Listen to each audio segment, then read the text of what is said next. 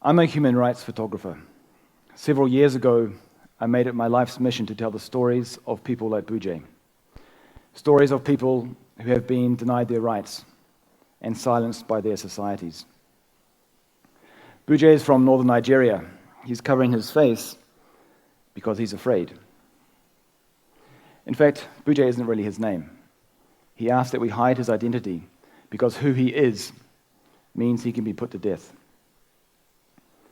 I met Bujay and 4 other young men shortly after they'd been released from prison.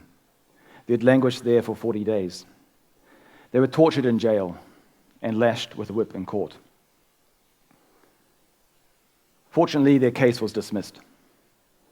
But the community in which they lived were not satisfied with the verdict. They waited outside the courtroom, armed with rocks, intending to stone Bujay and the other young men to death. Bujay hid inside the courtroom, his place of torture, now a sanctuary, until the crowd dispersed. Their suffering didn't end there. After they were released, they were ostracized by their family members. When Bujay fell ill, a relative came to him and said, "God should take your life so that we can all have peace because you have caused such shame to our family." What was the crime Bujay committed?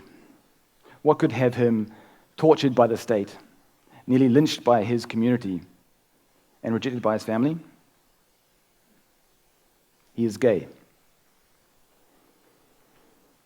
One would think that in 2015 we would have moved past this barbaric notion that one should be killed for who you are attracted to, that to be LGBT, lesbian, gay, bisexual, or transgender is to be abnormal, unnatural, immoral.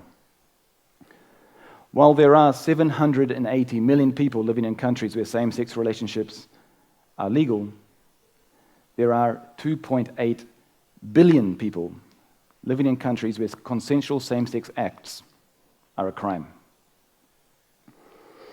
Of course, I knew that homophobia and transphobia existed, but it didn't become real to me until I met the survivors of this bigotry. Hearing their stories, of course, cannot be compared to living their experiences, but in a small way. When I heard what they'd been through, I felt it. I was moved by the stories of the young men that I met, and I wanted to share them. It is, in fact, what I try to do with my work as a photographer, amplify the voices of those denied the right to speak out. And the hope is that people will hear, and those who can will help. I left northern Nigeria, moved by the stories of these 5 young men, and driven to try to make a difference for the lives of innocent people like them. I started a campaign. I called it Where Love is Illegal. I documented the stories of persecution from around the world, stories of imprisonment, violent attack, murder, rape. People ostracized by their families, who've fled their countries, who've done all they can to hide their true identities because they do not conform with what is considered normal. Many of the people I met were afraid to have their stories told. This is Sally. She is afraid to show her face because in Syria, the so-called Islamic State, who are systematically hunting down gay and trans people, want her dead because she identifies as a woman. The Islamic State do not want you to hear her story. This is D and Q from Uganda. They are hiding their faces because they are a lesbian couple and they fear their community. They are not alone. LGBT people in Uganda are often persecuted by their politicians and the media. Their community do not want you to hear their story. This is Yves from Cameroon. He's covering his face because more gay men are arrested in that country than in any other country on the continent just for being gay. Those torturing and arresting the gay men of Cameroon do not want you to hear their story. But the reason that these people are here on the screen behind me is that they want their stories heard. And they hope that by sharing them, the situation for themselves and others like them would change. But a photograph poses a great risk. For some, should they be identified, they could face further persecution. For others, they could be killed. But they wanted their stories heard, and I was desperate to share them. But the only way that was going to happen is if it was done on their terms. So I photographed using a large format Polaroid film, and I gave everyone who I photographed the opportunity to destroy their image if they felt it somehow endangered them. I didn't have to destroy many, though, and that is because at the outset, I adopted a new way of photographing.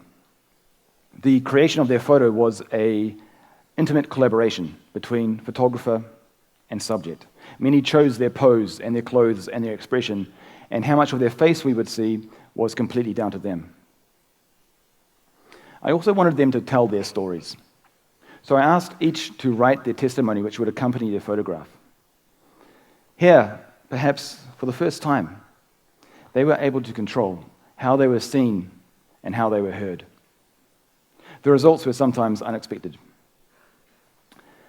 Jessie is a young transgender woman who's grown up in a Palestinian refugee camp in Lebanon. Her young life has been one of extreme hardship. She's been bullied and thrown out of school. She's been raped. Most shockingly, her brother and her father, in order to protect the family honor, have on several occasions tried to murder her. Her story was this list of horrendous abuses, and instinctively I wanted to make a photograph that reflected that story. But she didn't. We found a nice location with some good light, and I set up my tripod with a camera on front, and I fixed the lens, and I got the film ready, and I asked her to come into the frame. She covered her face below her large dark eyes with a scarf in order to protect her identity, and then she started posing. She tilted up her chin and she pushed out her buttocks, and she started to seduce the camera with her eyes. I looked through the viewfinder. This is not the photograph I'd planned to take. But she was beautiful in front of the camera. Proud, strong, empowered. And I had to remind myself that I had to let her choose for herself how she would be portrayed. So despite this picture not matching her story, I took the photo anyway. Afterwards, we continued talking about the danger she faces from her own family. And it was hard to hear. And I said to her, look, I understand that you identify as a woman. But given the threats you face, your family's trying to kill you, wouldn't it just be better to pretend to be a boy? And she looked up at me in shock, and her eyes locked on mine, and she said, I was born this way, and I will die this way. And in that moment, I understood. Her gender identity is fundamental to who she is. I've never had my identity threatened. She is attacked and harassed by those who find it threatening. With that statement, I understood Jessie's courage and her power, and her photograph was perfect. What happened to her is not who she is. She considers herself to be a sexy young woman, and that is who she wants you to see. This is her authentic self. This is her story. We tell stories all the time. The types of stories we tell are important. There are stories that connect, and there are those that divide. To look for difference is a natural human trait. Sometimes in order to feel like we belong, we feel the need to exclude. The power of authentic personal stories is that they have the potential to break down the barriers that divide. Barriers of race, religion, nationality, distance, gender, sexuality. They have the power to have us see the person and not just the label. And it is my belief that when we see the person, we can see what connects us. Personal humanizing stories have that other potential to inspire that other natural human trait, empathy. We need more stories that connect. I've seen the destructive power of the other kind. Divisive stories allow for the casual discrimination of lesbian, gay, bisexual, and transgender people. Divisive stories also allow for their rape, their torture, and their murder. Bigotry thrives where those discriminated against are silenced, disallowed the right to have their stories told. Where love is illegal was created in order to interrupt the narrative that says to be LGBT is against society, an attack on nature, an insult to God. It exists to amplify the voices of those facing discrimination. It exists to allow them to have their stories heard, stories that have us connect, stories that have us empathize. I spent a year documenting stories of survival from around the world. The next important step was to make sure they were heard.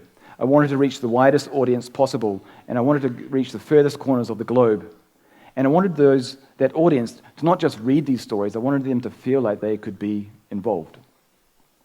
So I shared these stories online, and I invited other people from around the world to share their own stories of survival. And stories started coming in with the photographs from places where discrimination still exists. We received stories from Italy, Israel, Iran, Venezuela, Australia, United States, Jordan, South Africa, Kuwait, South Korea, and many other countries. A global voice, a group of people who said, "We will not be quiet," who said, "You may attack and beat me, but you will not silence me." And those voices are starting to reach millions around the world. So many of the people that I met on this journey spoke of how desperately alone they felt, how they grew up in societies that told them who they are is wrong. And in this environment where all one hears is the voice of intolerance, many believed it. But as bandwidths continue to grow and technology spreads, so does the reach of these once hidden stories. Now, there is more than just the voice of bigotry. But the impact is not just online. In every country I went to, there were brave people fighting for equality. Through these stories, we're now able to start supporting them. We are helping LGBT refugees in South Africa. We are taking on homophobic attitudes in Uganda. And we are freeing young gay men from prison in Nigeria. But it is just the beginning, and there is much, much more to do. Today, people will die because who they are and who they love is considered unacceptable. Unfortunately, our intervention was too late for B. B died earlier this year, not executed or murdered. Like many others in his situation, he was killed by poverty. To be LGBT in many countries is to be desperately poor. Thrown out of schools and jobs, abandoned by families, forced to flee abuse, many end up on the margins of society. I sat with B, with my arm around him in the tin shack that is his home, while he wept over the man he dreamed of marrying, a man who was now dead. He told me how it was a first-sight love, of their apprehension of meeting their families, of running away from the mob who tried to kill them at their engagement party, of his fiancée being stabbed in the chest. He wept because his heart was broken. He wept because he was too poor to pay his rent and would be evicted any day. And he wept because he didn't see a future for himself. And in the end, this lovely man died because bigotry made him too poor to be able to afford the medical care that he needed.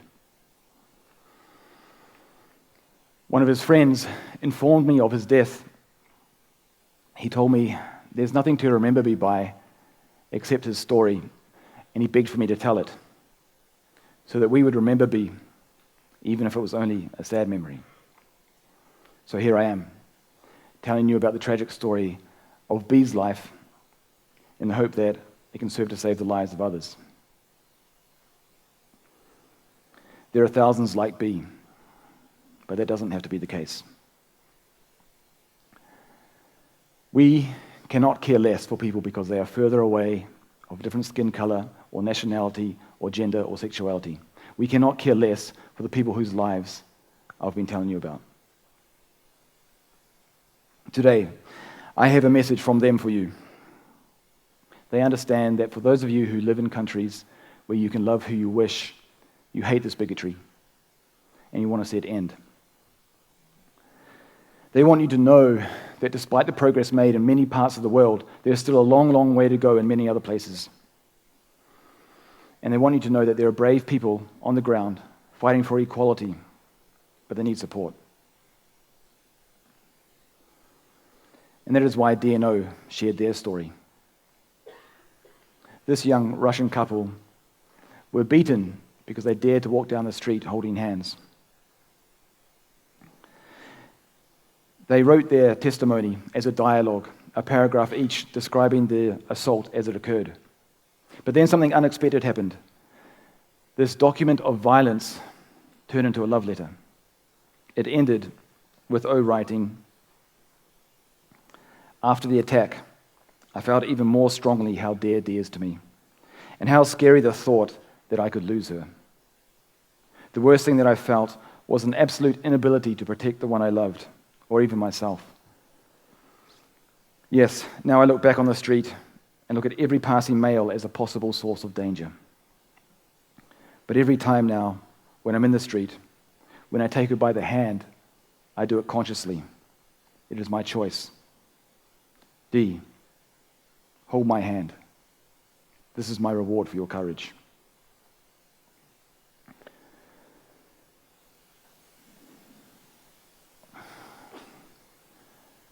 We like and follow on social media without much thought.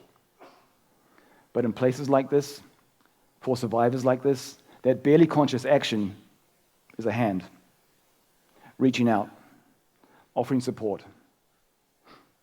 It is a sign that says you are not alone, a sign that says we acknowledge your courage, that says who you are is natural, normal, and moral.